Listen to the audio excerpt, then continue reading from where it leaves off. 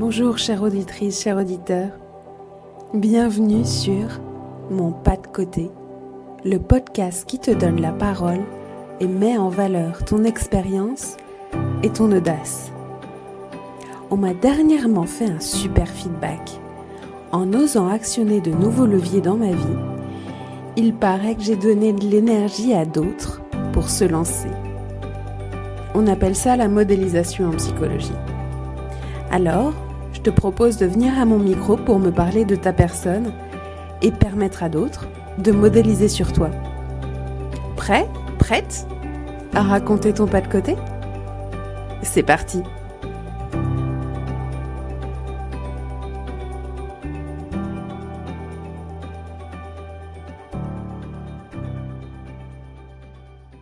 Bonjour Laïren, Bonjour Ondine, comment ça va ? ça va très bien, merci. Est-ce que tu pourrais dans un premier temps te présenter, s'il te plaît ?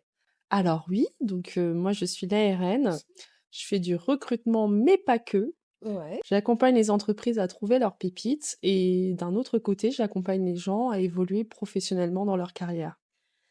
Et toi, plus précisément, en tant que personne ? En tant que personne, je suis l'ARN, j'ai 37 ans, je suis métisse, Ok. un mélange de couleurs et de culture Ouais. et de richesse, voilà. Si je devais me Super. résumer. C'est un très beau résumé. Est-ce que tu pourrais me dire d'où tu viens ? Comment Ouais. tu as grandi, en fait? Dans quel environnement tu as grandi avec, les valeurs qui t'ont construite? C'est vrai que je me suis beaucoup construite, avec une mère qui m'a donné des valeurs d'indépendance, des valeurs de travail très, très fortes, des valeurs de fierté de soi aussi, très vite, de se dire qu'on peut accomplir des choses et y arriver. Ça a été, ce qui m'a guidée pendant une grande partie de mon enfance et qui m'a donné, Tu pourrais dire que finalement, ces valeurs, très solides, pour toi, C'est vrai. ça t'a ça t'a amené vers quoi finalement? Si tu y réfléchis là 2 secondes, on a le temps, hein, il y a pas de Déjà à créer mon entreprise, ouais. à pouvoir me dire que ma voix comptait. Je pense que ça, c'est quelque chose qui m'a suivie tout au long de mon parcours. Qu'est-ce que tu entends par «ma voix compte»? Me faire confiance et me dire que je peux créer des choses, que je suis tout autant légitime, peut-être, qu'une autre personne, qu'il est important de faire passer ses idées, surtout quand on y croit, en fait. Voilà, c'est peut-être ça, ma voix compte. Quand tu étais enfant, tu Mmh. voulais faire quoi plus tard? Alors je voulais être, psychiatre. J'ai toujours voulu comprendre le cerveau humain. Ouais. C'est quelque chose qui m'a passionnée assez rapidement et en fait, j'ai toujours voulu comprendre un peu l'intérieur de la machine. Donc ça, c'est quelque chose qui me plaisait énormément, mais en réalité, c'était pas que ce métier. Moi, je me voyais avoir 2 ou 3 métiers. OK. Je me suis jamais vue dans une case unique, donc je voulais être D'accord. un peu psychiatre, un peu détective, parce que j'aimais le côté aussi, j'investigue, je trouve, je cherche des réponses, ça c'est quelque chose aussi que je voulais faire et j'ai toujours voulu avoir une société, même si je savais pas exactement quoi, ni ce que ça voulait dire, mais c'est quelque chose que je trouvais chouette, de me dire, «J'ai une entreprise, je crée une entreprise, je crée quelque chose», en fait. C'était la créativité. Ouais, ce côté créatif, c'est aussi Dans quelque le chose. travail. Dans le travail et ouais, je crée concrètement quelque chose, en fait. Ça, c'est quelque chose qui était important, donc je me voyais avoir, un peu ces 3 métiers, sans savoir exactement quoi faire, mais je me disais: «Il y a ça que j'aime, ça et ça peut, je veux les 3 en fait». Tout simplement. Voilà. Et ça a donné quoi in fine? Ça a donné, une carrière, Pour ta première partie de carrière justement. pour ma première partie de carrière, alors moi j'ai commencé en tant que juriste. Je suis vraiment un profil qui a eu plusieurs vies en une vie, parce que le côté, investigation, c'est quelque chose qui me plaisait beaucoup, le côté argumentaire, mais je me suis vite rendu compte qu'il me manquait, la dimension humaine, Mmh. avoir de l'impact en tout cas sur l'humain. Donc c'est pour ça qu'ensuite j'ai bifurqué, vraiment sur les ressources humaines, parce qu'il y avait le côté,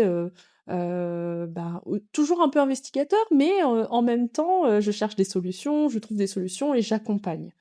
Hem, Forte de tout ça, l'entrepreneuriat était un peu on va dire la résultante, puisque j'ai voulu à un moment me dire que je créais, pour pouvoir donner le plus d'impact au plus grand nombre, forte de mon parcours, tout simplement. T'as pas été entrepreneur de suite? Non, pas du tout.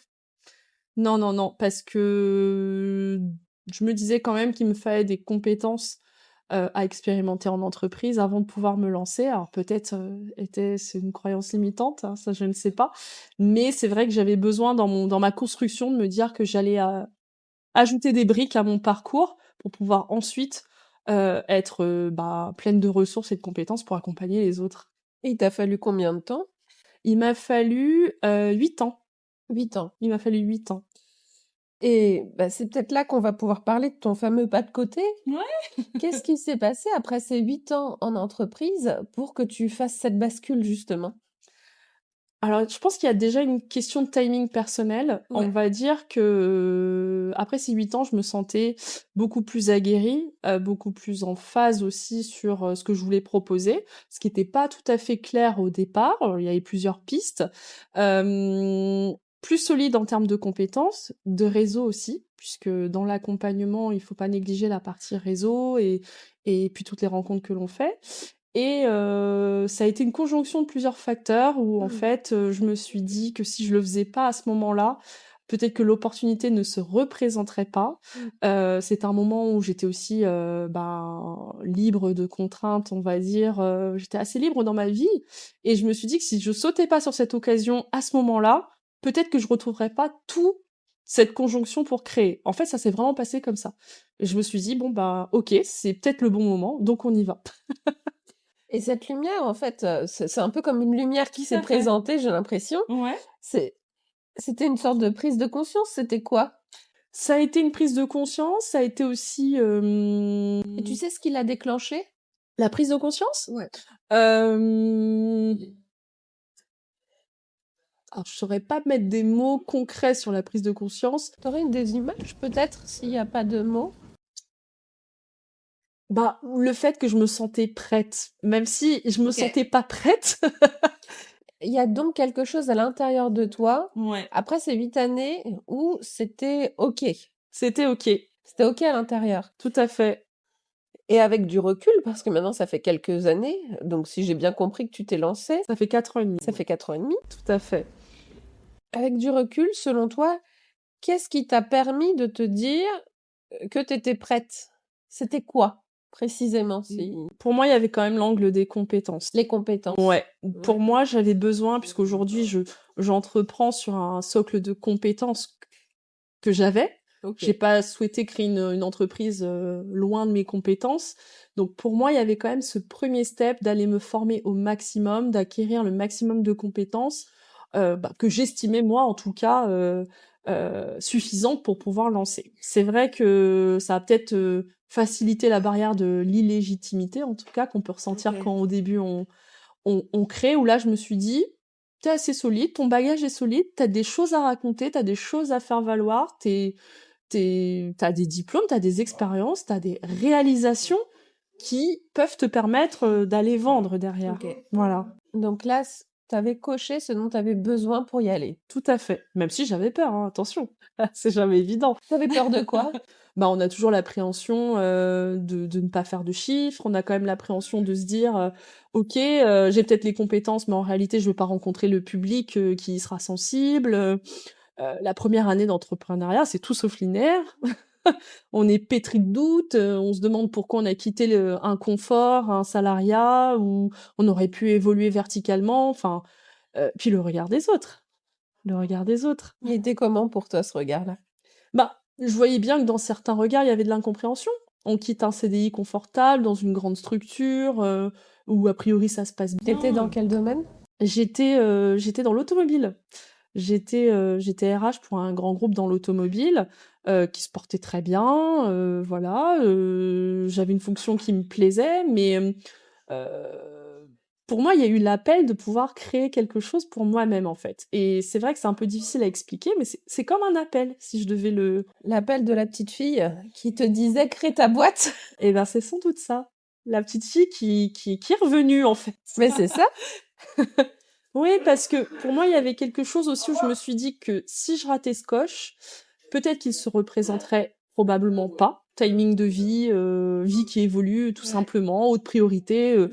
Et c'est quelque part un regret que j'aurais eu. Peut-être, bah oui, la petite fille qui se disait, faut le faire un jour. Mais Ça, c'est tu dois l'avoir coché. Et justement, si aujourd'hui tu pouvais aller dire quelque chose à la petite Laérène, qu'est-ce que tu aurais envie de lui dire? Bravo. Bravo, parce que bah, t'es allé peut-être plus loin que ce que tu pouvais imaginer avec bah, ton cerveau de petite fille. T'es allé, tu as écouté, tu as su écouter cette voix intérieure qui parfois bah, est contraire à ce que les autres peuvent penser. Je pense que ça, c'est aussi quelque chose qui me caractérise, c'est que si je suis persuadée de quelque chose, j'y vais. Parce que je pense que les choses méritent d'être vécues et que j'ai toujours préféré vivre avec des regrets qu'avec des remords. Avec des remords qu'avec des regrets. Oui, non, c'est normal.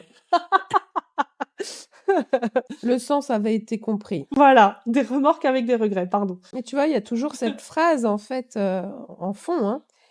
Ma voix compte.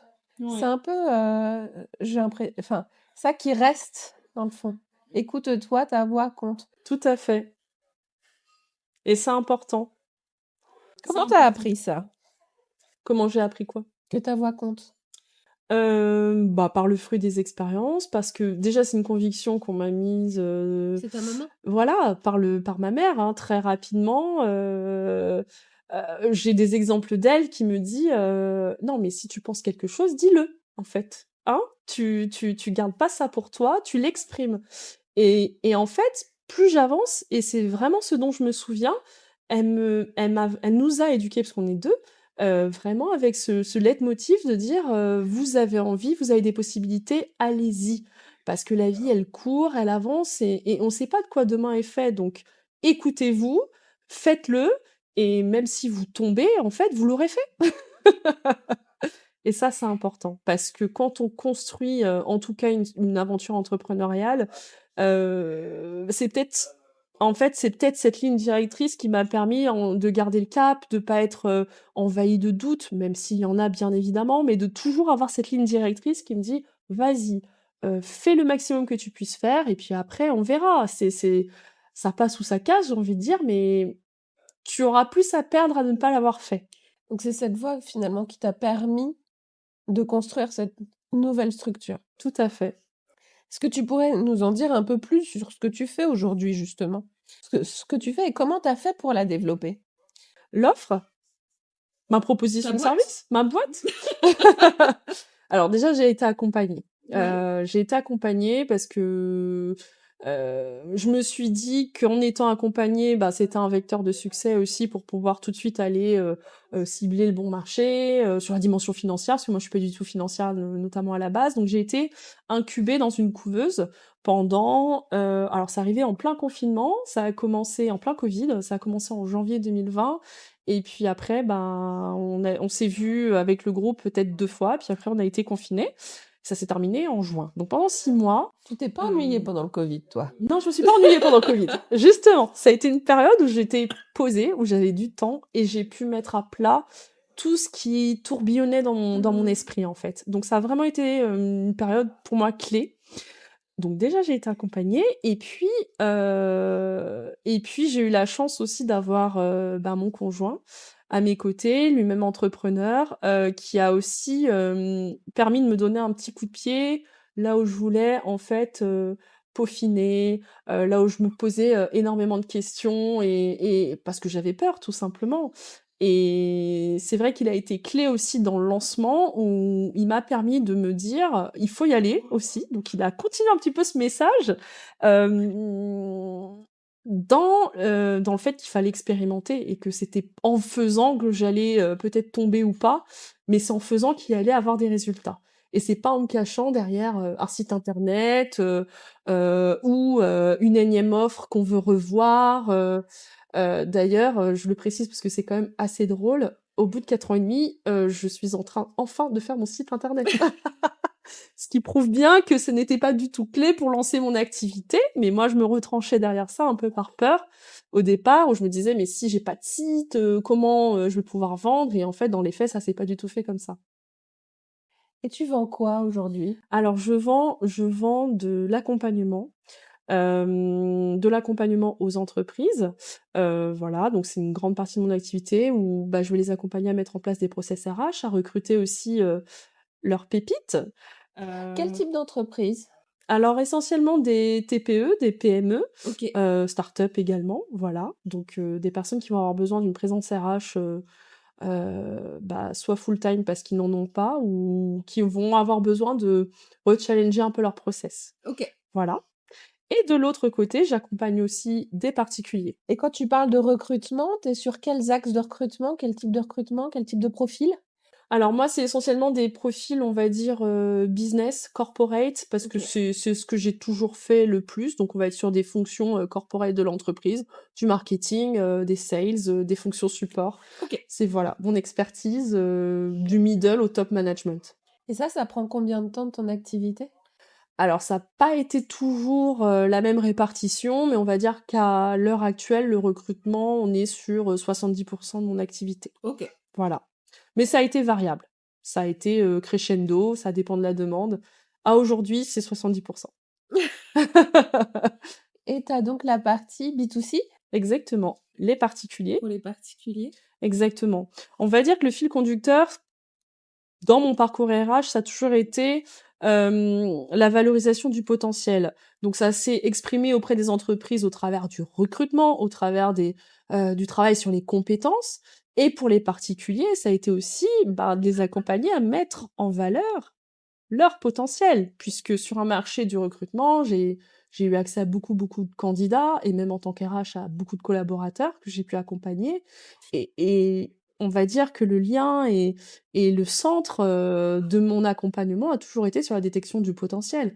Pour transitionner, vers un autre poste, pour, gagner plus de confiance dans ces entretiens ou pour monter aussi une structure. Parce que j'accompagne aussi, des personnes à aller vers l'entrepreneuriat. Ce Voilà. que tu as fait toi-même. Ce que j'ai fait moi-même, voilà, avec un axe potentiel et compétences. C'est vraiment le cœur de ce que je propose.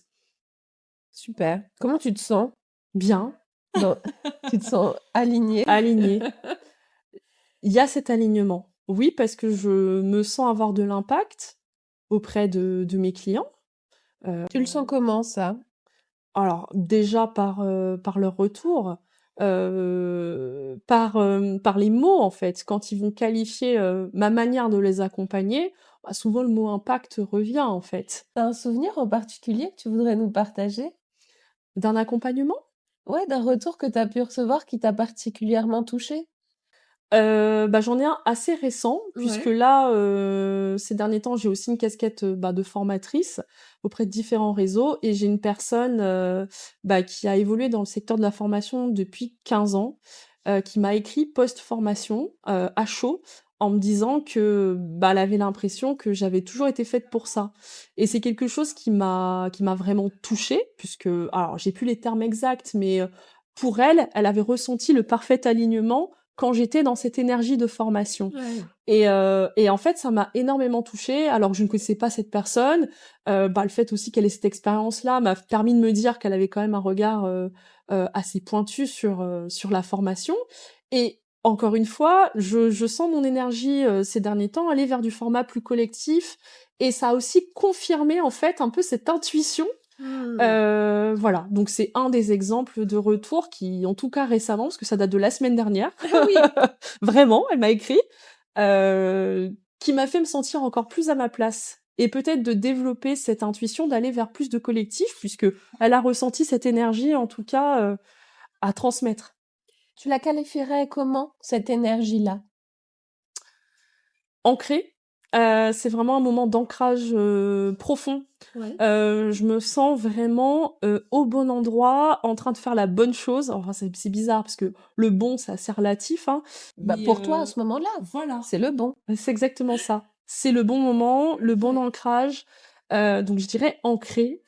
Je dirais une énergie, plus que positive parce qu'elle me met en joie. En fait, il y a quelque chose qui se passe intérieurement, qui me fait me sentir bien. Et c'est la démarche de faire quoi qui te met dans cette énergie-là? De transmettre. La transmission. La transmission. Tu dirais que la transmission, c'est très important pour toi? C'est fondamental. Ouais, ça fait partie de tes valeurs. Ça fait partie de mes valeurs, ça a toujours été le fil conducteur de toutes mes expériences. Hem, Peut-être une valeur aussi que j'ai reçue, assez jeune, au final, de transmettre. En fait, de peut-être avoir un message qu'on peut apporter à l'autre, d'aider l'autre à aller mieux, sous quelque forme que ce soit. Mais, c'est vrai que là où je sens le plus cette énergie, c'est quand je vais transmettre. En fait, quand je vais expliquer, transmettre et voir l'impact que ça peut avoir chez l'autre. C'est vraiment ça que ce soit auprès d'une entreprise ou d'une personne, hein, mais cette notion de transmission, elle est fondamentale. Ça t'allume cette énergie-là à Tout l'intérieur à de fait, toi. voilà, c'est le déclencheur. C'est top. C'est génial. Tout à fait. Donc je comprends que tu as envie de lui dire bravo à la petite fille à l'intérieur de toi. Finalement, on parle d'une sorte de bascule, de pas de côté lorsque tu as démissionné pour créer ta structure, Oui. mais en quelque sorte, c'est complètement aligné avec ton projet de vie de quand tu étais petite. Oui, c'est vrai. C'est vrai que j'en ai pas dévié, en fait. C'est vrai. Tu en avais pris conscience de ça? Bah non, je l'avais pas formalisé de cette manière-là, tout à fait. Et c'est là, quand tu me fais, y réfléchir, ouais, c'est une suite logique, en fait, et c'est un alignement, par rapport à des choses que j'avais peut-être manifestées enfant, en fait. Comme quoi. Le fait d'intégrer ça là, dans l'instant, qu'est-ce qui se passe pour toi? Bah, c'est encore plus la confirmation que je suis au bon endroit, en fait. Et ouais, c'est une prise de conscience, déjà de 1, il va falloir que je la processe maintenant. Mais c'est surtout de me dire que, il y avait peut-être pas de hasard et qu'en effet, toutes les briques qui sont venues construire mon parcours, préparaient la suite. Sans que j'en ai conscience, en fait, moi j'avançais, voilà, la tête dans le guidon comme beaucoup de personnes, on change de job, on avance, on veut tel diplôme, telle certification, mais en fait, là, la prise de conscience que je ressens, c'est de me dire, je préparais tout ça pour maintenant. C'était pas, je m'éparpillais pas, en fait. Tu avais ce sentiment-là? Oui. Tu as pu l'avoir? Bien sûr, parce que, alors ça, c'est un de mes combats. Ici, on réfléchit beaucoup en termes de cases. Je dois avoir tel parcours, si je suis RH, je peux pas être autre chose. Et moi, je me suis toujours sentie plurielle. Toujours, toujours, toujours. Je me suis toujours sentie plusieurs en une. Voilà, comme j'ai expliqué, alors déjà par mon histoire, je suis plurielle. Quand on est le fruit d'un métissage, on est pluriel. On a une identité plurielle.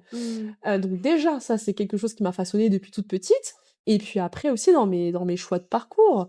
Je pouvais devenir avocat, je ne suis pas devenue parce que j'ai décidé de faire ce pas de côté pour aller vers quelque chose qui me ressemble plus, les ressources humaines. J'ai le CDI espéré que plein de gens peut-être souhaitent d'avoir, et puis moi je mets encore un pas de côté pour pouvoir me dire écoute ton intuition et monte une boîte en plein Covid.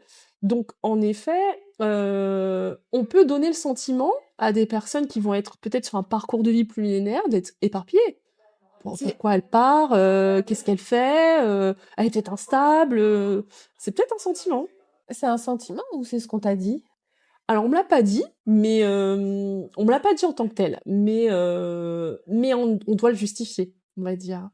Et quand on se retrouve dans une logique, on doit expliquer son parcours, oui, pourquoi vous avez fait ça, et parfois on a envie de dire, parce que je l'ai ressenti, ou voilà, j'étais plus en phase avec tel point. Mais oui, parfois on doit le justifier. Alors, je vais pas dire que c'est systématique, mais parfois on doit le justifier.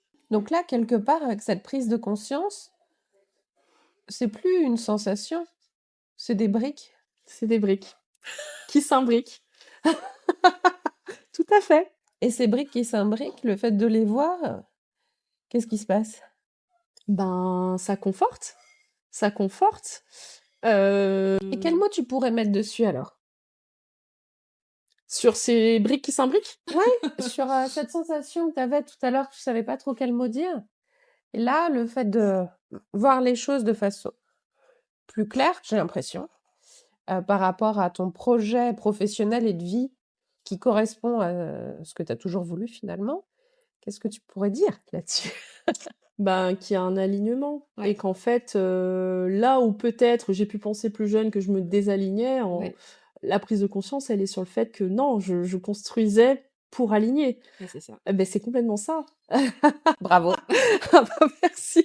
C'est marrant de prendre conscience de ça là, mais en effet, si je devais le résumer, c'est comme ça que je le résumerais. Tout à fait. Je construisais pas à pas mes petites briques pour m'aligner, en fait, pour continuer mon alignement. Les tout petits pas. Des tout petits pas, la théorie des petits pas. On est en plein dedans. Ouais. Et bah déjà, je suis ravie qu'il y ait cette prise de conscience qui émerge. Qu'est-ce que tu pourrais conseiller à ceux qui seraient peut-être dans ce moment de transition? Bon, c'est ton job, tu connais par cœur, mais qui pourraient peut-être se retrouver dans ce que tu racontes. Qu'est-ce que tu auras envie de leur conseiller? Alors, en tout premier lieu, de s'écouter.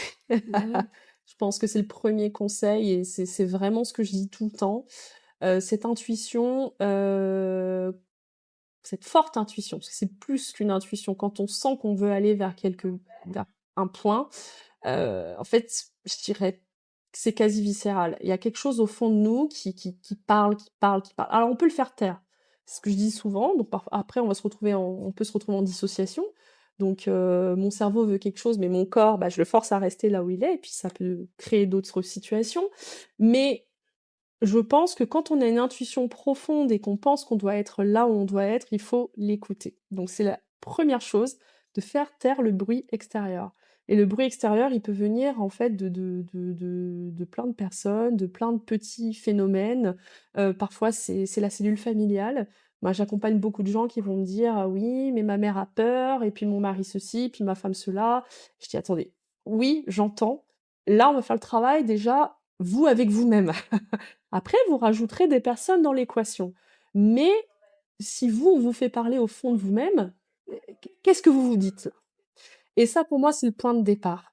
Donc ça va présupposer parfois de remettre en cause, bah, des systèmes bien établis, certains préjugés, voilà, de prendre un peu cette cape, je dirais, de super-héros, parce qu'il va falloir aller braver des avis contraires, mais s'écouter. Premier point. Mais parfois aussi, ce qu'on peut entendre, c'est que son pire ennemi, c'est soi-même. Et son Et pire ennemi que- peut être soi-même. Tout à fait, Et qu'on Ondine. a des voix à l'intérieur Nous, tout seuls. qui peuvent être contradictoires, justement. Et dans ce cas-là, si les mauvaises voix viennent aussi de l'intérieur, qu'est-ce que tu conseillerais? De se faire accompagner. Ouais. Véritablement, parce qu'on n'est pas, en effet, bon juge soi-même. On peut aller chercher des ressources. Certains auront ces ressources pour faire le travail eux-mêmes. On va dire que dans 90% des cas, il faut quand même quelqu'un d'extérieur, quelqu'un d'objectif, qui n'a pas, a priori, d'affinité particulière avec vous, enfin, qui vous connaît pas, qui pourra aider à éclaircir et à avoir cette clairvoyance. Parce que je ne pense pas que ce soit un cheminement qu'on puisse faire vraiment tout seul. Et moi-même, hein, j'ai été accompagnée à un moment par des personnes extérieures qui m'ont permis d'avoir un regard objectif sur ce que je voulais proposer. Et donc d'écouter la voix qui veut plutôt que la voix qui freine. Exactement. Et s'il y a cette voix qui freine, d'écouter la voix qui veut et d'appeler quelqu'un C'est tout à fait pour ça. l'accompagner Pour et lui l'accompagner. donner de la force. Exactement.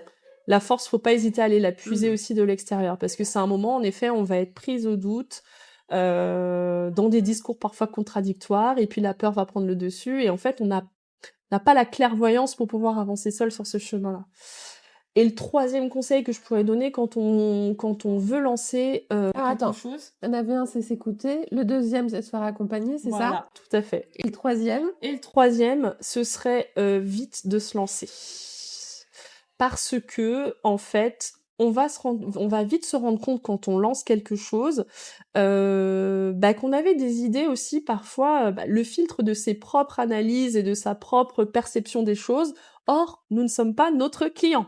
C'est ce que je dis tout le temps. Donc pourquoi je dis ça? Lancer très vite permet de se rendre compte déjà des attentes de son marché permet parfois de pivoter aussi et de se dire, bah, là où moi je pensais que ça c'était le truc que tout le monde allait vouloir acheter, bah, en fait pas du tout.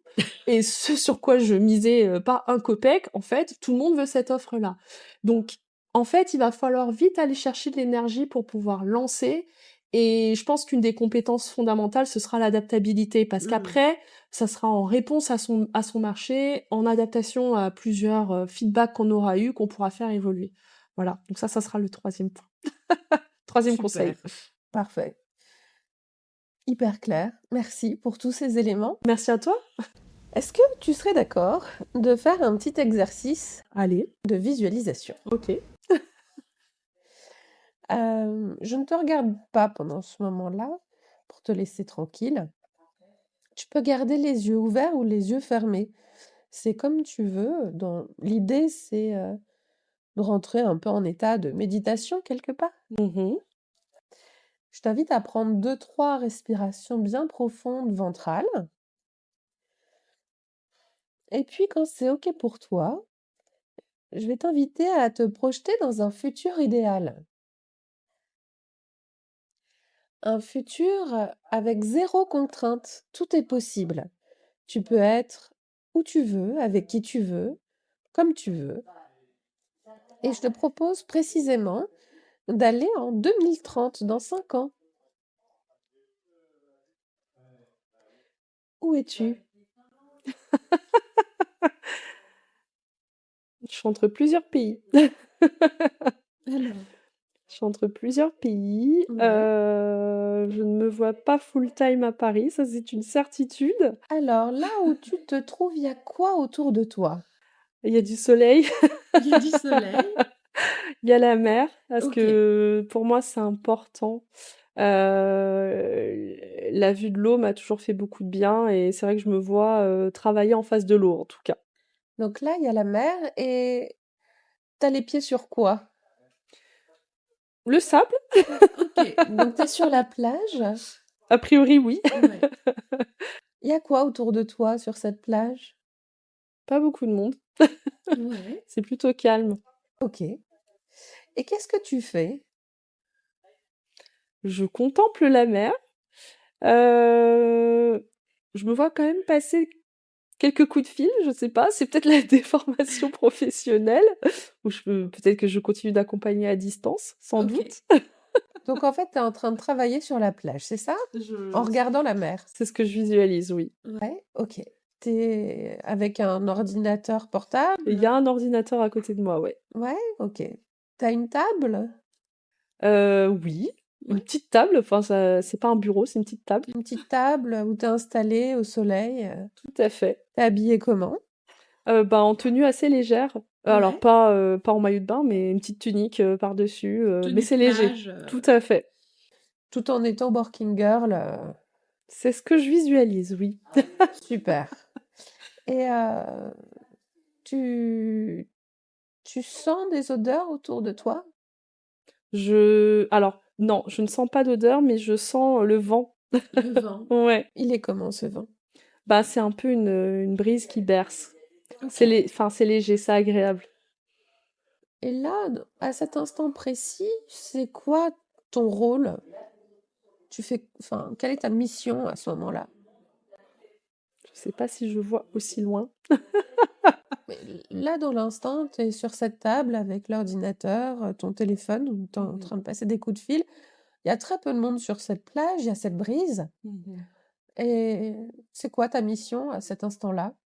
Alors, j'ai l'impression, en tout cas, que j'accompagne toujours. Ouais.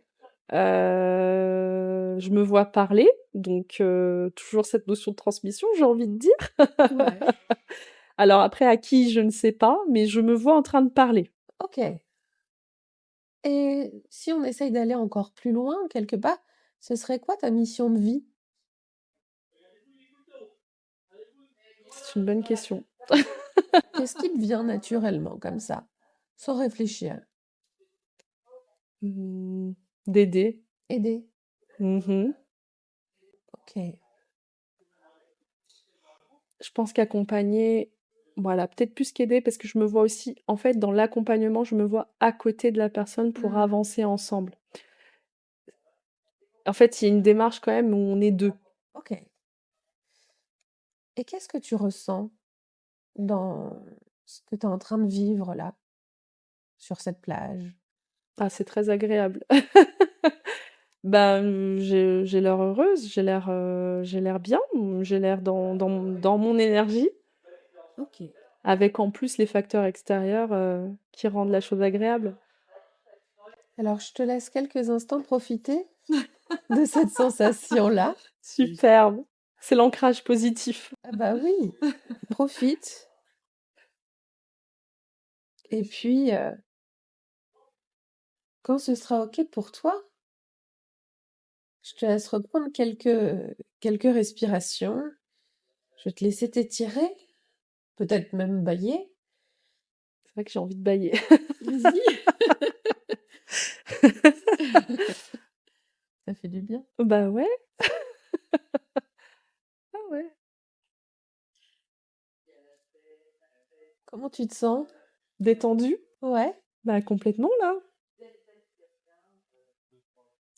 Comme un début d'hypnose. Et qu'est-ce qu'il faudrait que tu mettes en place pour arriver à cette plage?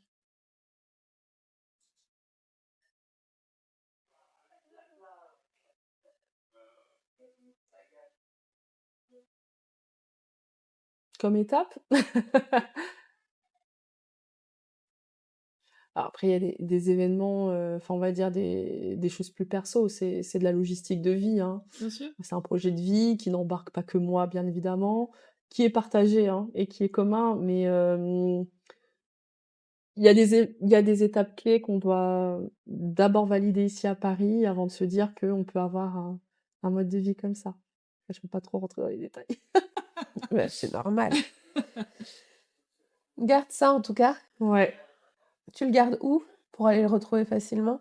Ah, moi, c'est ici. Là. Ouais, ici, mon cerveau. Très bien. Moi, je mentalise beaucoup, beaucoup, beaucoup de choses et toute ma sphère de créativité, elle est vraiment dans le cerveau. J'imagine OK. beaucoup de choses dans mon cerveau, donc c'est dans le cerveau. Donc là, c'est bien Bon, il y a stocké. aussi mon cœur aussi. Là, ça fait appel à l'émotionnel. Sympa. Mais oui, c'est important. OK.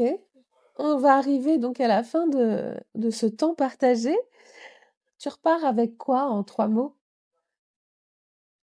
Un apprentissage, une compréhension de mon parcours, hem, une visualisation qui va pouvoir me permettre de me projeter, et puis de la sérénité.